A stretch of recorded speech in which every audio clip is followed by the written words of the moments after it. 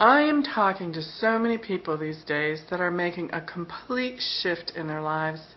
Some by choice, some not so much. Is the universe, or your own piece of it, your spirit, calling you to shift and change? We are all feeling it these days. I mean, we are the children born and living through the change. We can expect half as much if you are standing on the earth in 2012. My friend Joy Linsley has been part of my Young Living Essential Oils organization and a friend since 1997 when I lived in San Diego. She is 76 years young, looks 56, lively, spunky, has been on a dedicated spiritual path her whole life. You can tell those people.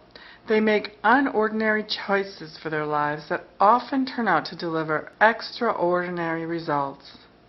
They inspire others with their courage to branch out, rarely have self-imposed limits, and find themselves bushwhacking through territories for us all. Joy was recently diagnosed with a rare form of lymphoma, cancer, and her medical doctor's prognoses were not good. The only protocols suggested were various forms of chemotherapy. This didn't really fit for Joy, as she's been studying and using alternative medicine for her health for many decades. She graciously declined their protocols and stated she would be going her own way. You know what? I'm not worried about Joy at all. Will she need to make changes in her life? Certainly. Is she still on her spiritual path? Without a doubt. But in the classic way of a spiritual warrior, she is not listening to what the prescribed notions are, and she is going to explore the maze of terrain in the alternative medicine field for what the right solutions are for her. Is she going to do it? Surpass this limitation? Absolutely. Because Joy has the practice of listening to her own inner voice and following it. That's her guiding force. And you'd better believe there will be lots of other outside voices condemning her decision.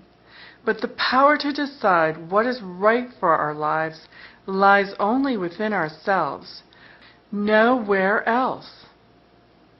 When I recently spoke to Joy, I wanted to share what Spirit clearly communicated to me about her journey. I hadn't been able to connect with her over the phone since she had made her announcement to us all via email. So during that time, I decided to check in with Spirit to see what the purpose of this diagnosis was for her, and the answer was quite clear.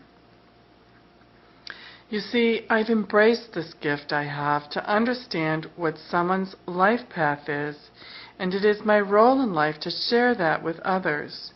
It is always quite clear when I am working with my private clients, but I must carefully tread the balance of expressing that vision and respect every person's decision they make about their own life path.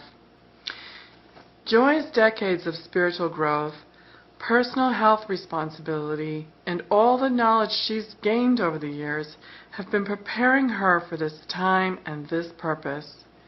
When she would excavate what it is within herself that caused the cancer to occur, and then lead her own path to healing the body, mind, and spirit. The gift this illness is bringing her is the opportunity to self-heal while sharing her story with others to inspire them to do the same. It is her life purpose to share with others what this journey of discovering and healing entails, and that each one of us can take it into our own hands. When I expressed to Joy that her journey was meant to be shared and that blogging was an absolutely amazing way to do that, she applauded the idea.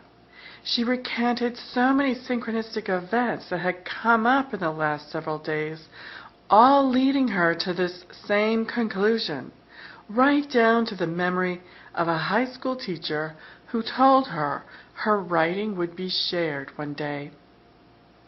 No doubt there will be trials and errors, but in the end, when joy prevails, so many followers will be inspired to have the courage to pursue their own paths, taking their own health and well-being into their own hands.